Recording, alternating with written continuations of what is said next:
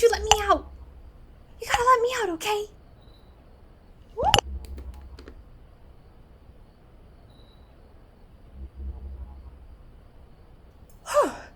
You don't know how long I was in there. Oh. Are you confused?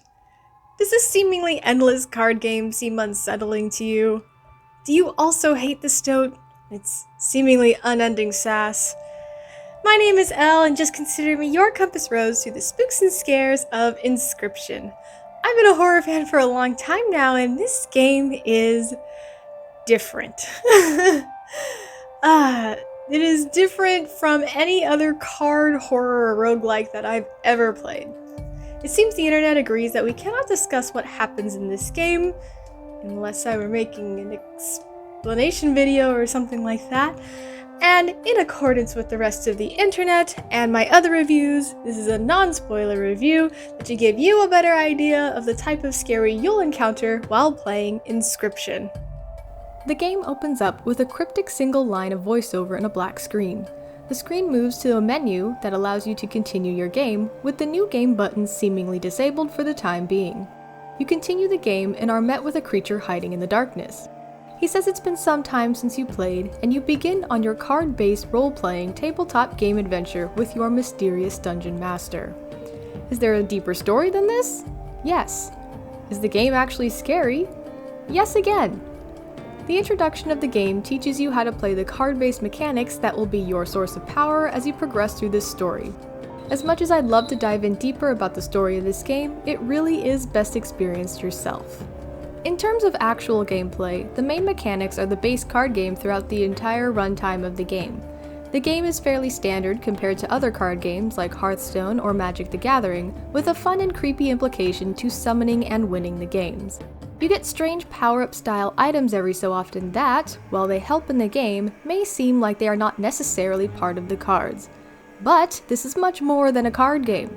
There is also the escape room element, where you can walk around the room you find yourself in and solve various puzzles to get new items and even progress the game's story from time to time. So, on to the scary part. The levels of horror in this game are varied and nuanced, so this is a hard section to describe without just telling you everything that this game has to offer. I will say that this game isn't outright scary, rather than subtly creepy. Of course, the first mysterious figure that you play the game against freaked me out a lot when I first started playing, but after a while I was able to get used to him and things kind of settled down. There are subtle implications you encounter in the death sequences and from dialogue that imply a larger, much darker story in the first few hours of the game, and that tone will press on and enrapture the entire game after a while. The fear is more from things implied rather than seen directly, and the implications are of fears and concerns that are astoundingly grounded in reality.